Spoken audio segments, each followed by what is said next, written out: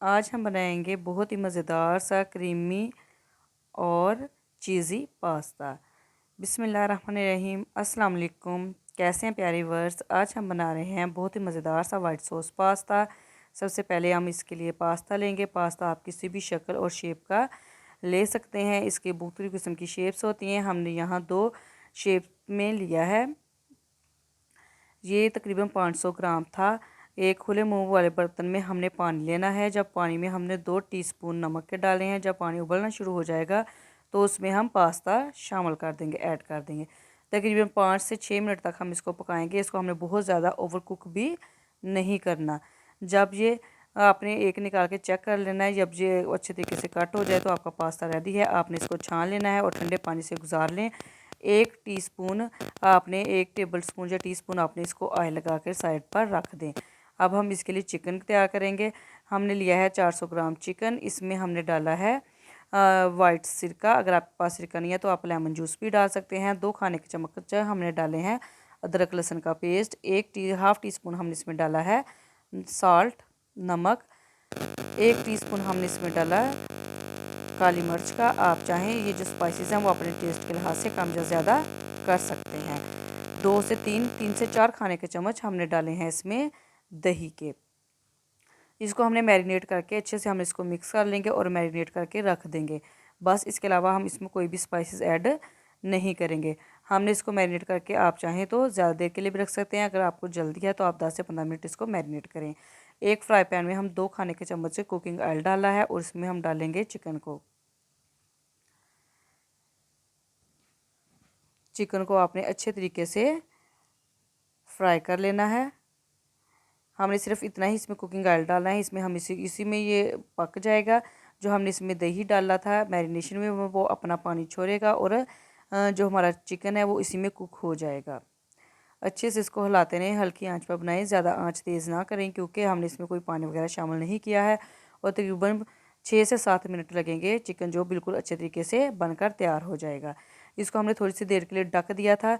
और ये चिकन जो हमारा बिल्कुल जब डन हो जाएगा फिर हम इसमें वेजिटेबल्स शामिल करेंगे। वेजिटेबल्स जो हैं सबसे पहले हमने थोड़ी सी बंद गोभी डाली थी और फिर हमने 2 शिमला मिर्च को बारीक बारीक कट कर लिया। आप किसी भी शेप में कट कर सकते हैं। मैंने छोटे छोटे स्क्वायर पीसेस में कट किया था।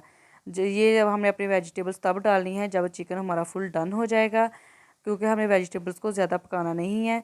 हमने सिर्फ इनको हल्का सा सोते करना है। अब हमने 2 खाने के चम्मच इसमें डाले हैं स्वीट कॉर्न। इसको अच्छे से मिक्स करें।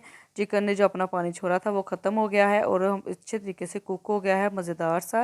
ये जो हमारा चिकन और वेजिटेबल्स ये भी तैयार हो गई हैं।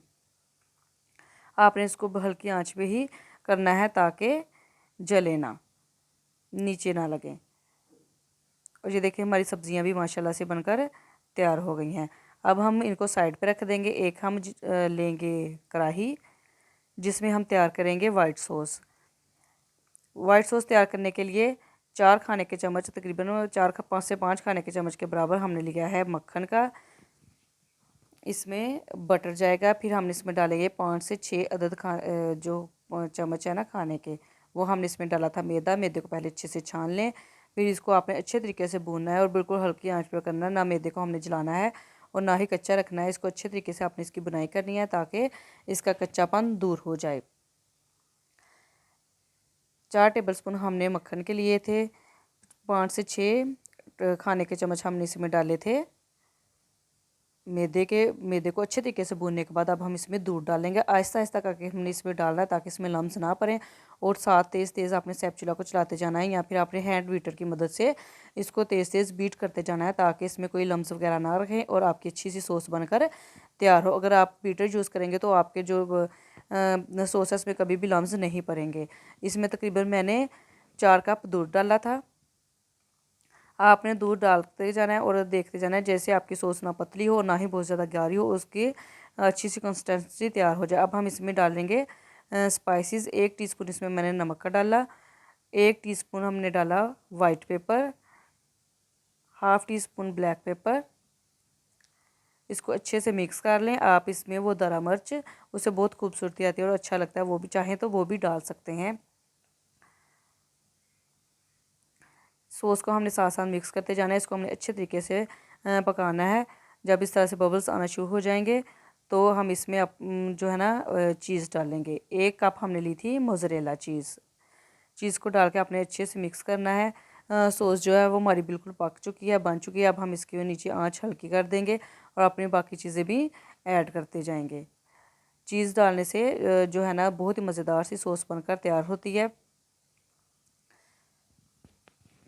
अगर आपके पास क्रीम मौजूद हो तो आप 3 से 4 खाने के चम्मच क्रीम भी डाल सकते हैं, उससे भी आपकी सॉस बहुत ही मज़ेदार बनकर तैयार होगी। लेकिन अगर आपने दूध खालस इस्तेमाल किया है तो इससे भी आपकी जो है ना सॉस बहुत मज़ेदार तैयार होगी।